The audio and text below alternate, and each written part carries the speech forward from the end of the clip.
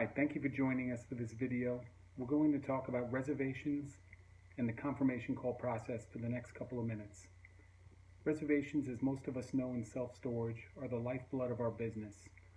Just converting one or two more reservations a month can drastically increase the profitability and the occupancy of our property. In the next couple of minutes, I'm going to discuss the reservation call process. As well, I'll talk about walk-in inquiries. So let's start with the confirmation call and what we do when the reservation comes in. Upon getting a new reservation, we should call it as quick as possible because chances are they are looking for another storage property and not necessarily just us. So we want to call the reservation within 30 minutes of receiving it or the customer placing it. If contacted, we need to set good notes and make sure they tell a story. Also, we want to make sure we set an appointment time with a date and a time. And while you have the customer on the phone, if you could please update the marketing tab. The marketing tab is important because it lets us know where we're getting success from our marketing dollars spent. Did they hear about us on the internet and Google? Were they a previous customer? A referral? Are they from Sparefoot? Wherever they are, just check it off. And then any other information that you may be able to get out of the customer. But really the important thing is, how did they hear about us?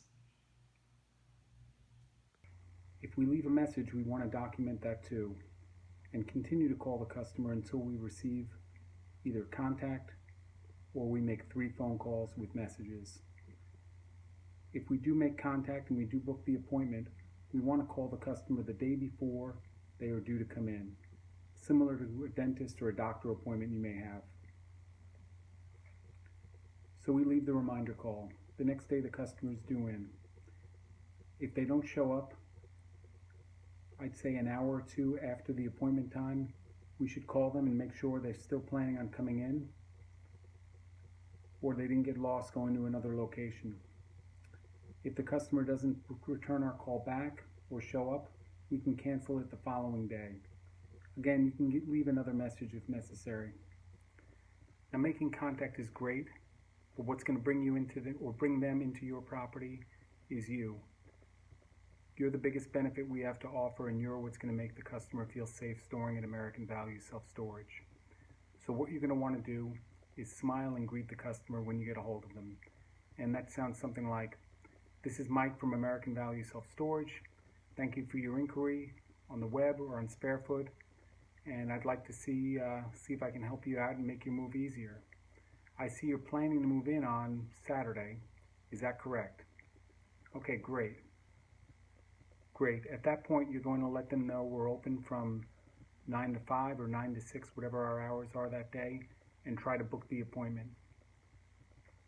If they object or are just shopping, you can say, okay, I understand you're shopping. Let me ask you, when you're shopping, what's more important to you, the size or the location, or is it the price? Most of the time, it's going to be the price. At that point, you'll want to say something like, I understand. Let me ask you, do you have a target price in mind? If they say $60 or $50, whatever they say, we can automatically come back, especially if we don't know what size they're needing, and say, great, we have units starting from $11 or whatever our lowest price is for that day, and several units around your target price. If you come down, I can show you some sizes, and we'll work with your items and fit you into your budget. Do you have a time that would work for you to come down today? Again, we want to create the urgency to try to get the customer to come down today. What we don't want to do is we don't want to muddy the water by talking about locks, insurance, and other things that are going to add on to the price, unless the customer asks, of course.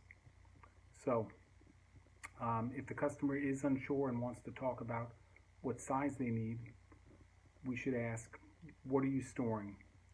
What is the largest item in your unit? Or you can go room by room through the bedroom, the kitchen, etc. We should never ask, what size do you need? The customer doesn't know what our sizes are, and they're not the storage professional, we are. So we know what sizes we have, and we know what will work best in their unit. And the same thing goes for climate control or non-climate control. The customer may think they want one thing, but the other might be more suitable to their needs. So in the sales process, we've covered S, that was smile and greet. T, target needs, we just asked some questions, found out what the customer wants. Ask and listen, we're in the middle of that. And then R, we're going to recap, reserve, and close. Okay, so we have the appointment. We should hit several points before they get off the phone. And that would sound something like, great, we have you coming in on Saturday at 10 a.m. I'm holding a 10 by 10 non-AC for you, and the price is $101 plus a $20 administration fee. By renting this unit Saturday, I'm actually going to save you $100 because that unit is on special for $1 for the first month.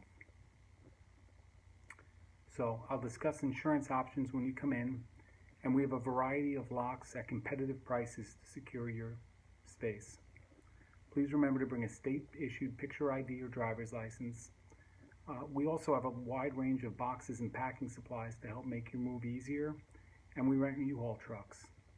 Lastly, we're located on Freedom Avenue, just off Tamiami Trail. Are you familiar with our location? Okay, great. Thank you. We always want to thank the customer. Thank you for choosing American Value Self-Storage, and I look forward to seeing you Saturday at 10.